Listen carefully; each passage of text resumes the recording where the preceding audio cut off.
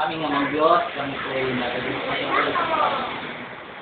sa kalot, sa kagalakan, ngayon sa araw ngayon. Aming Ama, salamat po sa pagkatuloy mo siyang pinagabayan, pagkatuloy mo siyang pinagabayan. At sa pagkataon ng kanyang bukay, ay bigyan ng mabuting pagkatuloy. Aming Ama, sa araw na ito na kung saan nagriwang niya ang kanyang kaapat na karawan. Nagpapasalamat po kami, kasama na po ang sambahayan ng Gavin at ng sambahayan nito ang pangalalang sa pakikisaya at pakikigalak dahil po sa iyong pagkasiyan sa amin.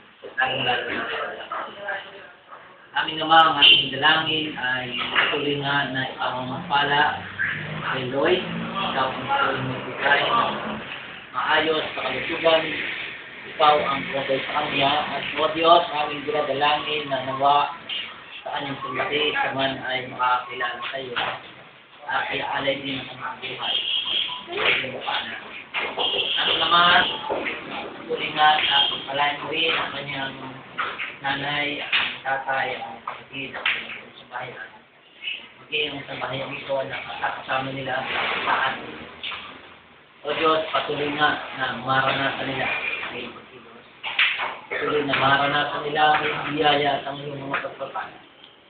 Aming naman nawa ay patuloy na nakilala nila sa kanila.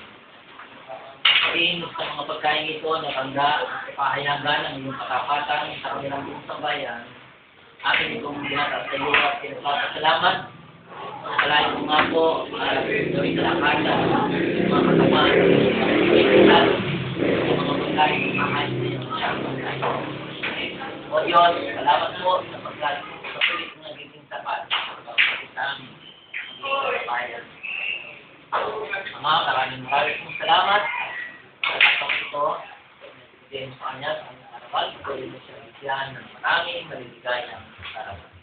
Sa iyo nga, makiyan sa pangalan ng ating Panginoon.